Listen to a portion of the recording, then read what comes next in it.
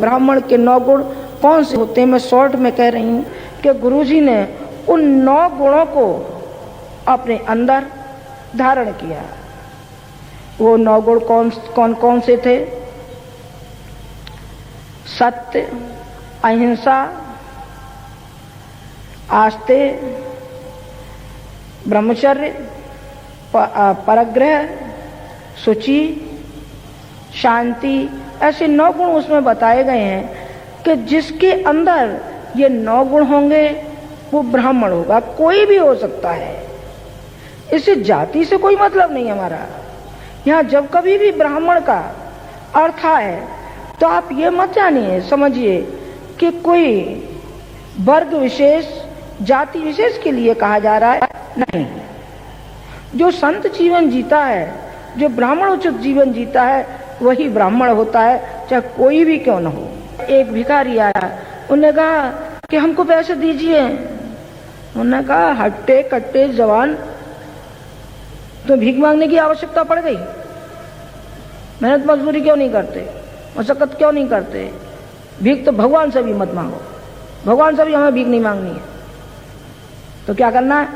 भगवान से तो हमें वो शक्ति और वो सामर्थ्य हमको मांगनी है, ताकि हम सारे संसार में एक अच्छी परंपराएं, एक शुद्ध परंपराएं हम डालते हुए चले जाएं। वो हिम्मत, वो साहस, वो प्रेरणा हमको मांगनी है कि भीख मांगनी है कि नहीं साहब, ला गुरुजी बेटा दे दो, झोली में डाल दो बेटा। और जब बेटा हो जाएगा तो बुढ़ापे में ऐसे लगाएगा जूते, सो आनंद आ जाएगा, आनंद आ जाएगा। और जो सारी जो कमाई है बुढ़ापे की सारी ले जाए, गर्दन और दबोच जाएगा बेटा। ले ले बेटा, चांद ले जा। आज के जमाने के जो बेटे हैं वो सबको मालूम है, जिन जिन के बेटे हैं सबको मालूम है कि कैसे होते हैं। जोड़ जा, सब खा जाएंगे तेरे लबड़ गुट्टे, चाहे उसका नाम तेरा बेटा हो, चाहे तेरा साला हो, चाहे तेरा बहनोई हो, चाहे तेरा जमाई हो, कोई क्यों ना हो, सब खा जाएंगे। तेरे हाथ कुछ जाने वाला है? कुछ जाने वाला नहीं है।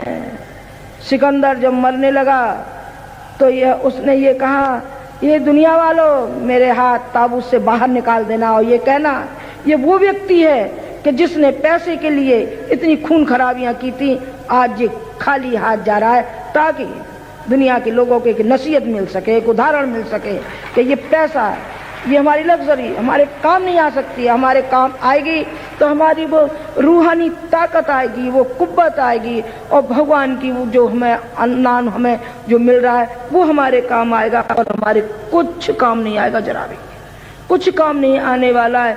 जो अनेक उदाहरण उन्होंने गूंथते हुए कहा। एक और उदाहरण था जो कि गुरुजी ने, मैं ब्राह्मणोचित जीवन के लिए मैं कह रही हूँ, घुमा के फिर मैं वहां की वहीं आ जाती हूँ कि एक बार ऐसा हुआ, जुगल किशोर बेड़ा वहां आया करते थे, गायत्री तपोभूमि। पहले से ही ये विचार करके चलते थे, सोच करके चलते थे और खबर लगा देते थे कि गुरुजी अभी यहाँ हैं कि नहीं हैं तो ही वो मथुरा आते थे, और नहीं होते थे तो नहीं आते थे। जब पहली बार आए तो हमारे यहाँ गायत्री तपोभूमि पे छात्रावास युग निर्माण विद्यालय चल रहा था। तो एक बार जब पहली बार आए तो उन्होंने कहा, पंडित जी आप इतना बड़ा आपका आश्रम है, गायत्री तपोभूमि संस्था है, इतने विद्यालय में पढ़ते हैं, तो आपको धन की आवश्यकता तो पड़ती होगी ना, आप खुल करके आप मुझसे कहते क्यों नहीं? उन्होंने एक बात कही, उन्होंने कहा, जो किशोर जी आप ये बताइए कि आपके पास कहाँ से आता है? उन्होंने कहा कि मेरे पास तो भगवान से आता है। उन्होंने कहा कि आप भगवान से ले सकते हैं, मैं भगवान से नहीं ले सकता। मुझे आपके तो व्यापार में फायदा होगा तो ही आप दे सकते हैं, और घाटा होगा तो आप एक पैसा भी हाथ पर रखने वाले नहीं, मुंह फेर के चले जाएंगे। चल लाखों आशीर्वाद आपको मिल चुके, लेकिन जब आपके ऊपर दबोचा लगेगा तो सब भूल जाएंगे। न कोई किसी का गुरु है, न कोई किसी का चेला है। शिष्य जो होता है सधा हुआ होता है, और चेला होता है बड़ा चालाक होता है, बहुत ही चालाक। चेला माने चालाक और शिष्य माने सधा हुआ। शिष्य माने ब्राह्मण, शिष्य माने वो जो अच्छी परंपराएं डालने के लिए अपने गुरु का अनुकरण करता है। मैंने अभी आपको जो उदाहरण जो पेश किए हैं, मैंने वो पेश किए हैं कि जो गुरु जी की जिंदगी का अनुभव है कि किस स्तर से वो बढ़ते हुए चले गए। अभी भी लोग दांत तले उंगली दबाते हैं, ये कहते हैं इतना विशाल आयोजन, इतनी भव्यता, इतनी अनुशासित, आखिर ये खर्चा कहाँ से आया? अरे मैंने कहा आपको मालूम पड़ जाएगा तो आप भी चले जाएंगे, सुखाड़ लाएंगे सारे खजाने को। हम आपको क्या बता दें?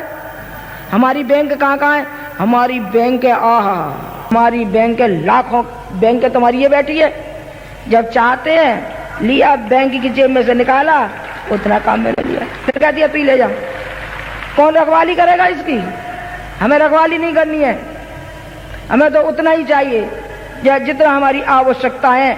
तो हर बैंक से ले लेते हैं, एकाएक बैंक से। इतनी बैंकें तो विश्व भर में कहीं भी नहीं है जो हमारे पास बैंक है।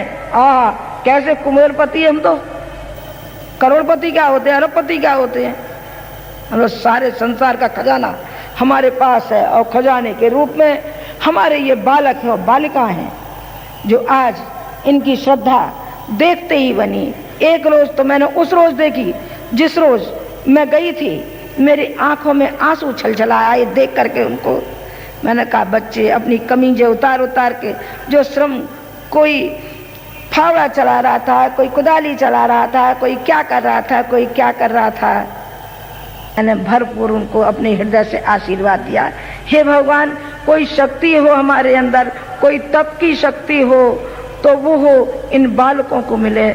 मैंने गुरुजी का उदाहरण देते हुए आपको ये समझाया कि ब्राह्मणोचित जीवन कैसा होना चाहिए। यूँ तो उन्होंने तपश्चर्या भी की, उपासना की, उसका भी वो हो सकता है कि दूसरों को भला करने में उन्होंने उसका उपयोग किया। लेकिन उससे भी ज्यादा जो मैंने 9 गुण बताए हैं वो उनके अंदर पूर्णतः विद्यमान थे। पूर्णतः विद्यमान से जो भी जवान से कहा 99% सही हुआ। 1% की तो मैं कहती नहीं हूं कि कहीं किसी का दुर्भाग्य हो तो उसके लिए तो क्या किया जाएगा? भगवान तो है नहीं, है तो इंसान। और इंसान, एक सच्चा इंसान, एक सच्चा ब्राह्मण जो करता है, जो करना चाहिए, उन्होंने जीवन पर्यंत तक पूरा उसको पूरा किया और समझाया अपने द्वारा कि ब्राह्मणोचित जीवन कैसा होना चाहिए। अपना उन्होंने चिंतन, चरित्र, व्यवहार, क्योंकि चिंतन से ही चरित्र बनता है और चरित्र से ही बनता है व्यवहार और व्यवहार से ही बनता है हमारा वातावरण। यहाँ जो आपने देखा है जो विशालता का वही परिणाम है जो उन्होंने एक विराट के रूप में अपने अंदर में उन्होंने समा लिया। उस भगवान की चेतना को फिर उसे उन्होंने व्यवहारिक रूप दिया।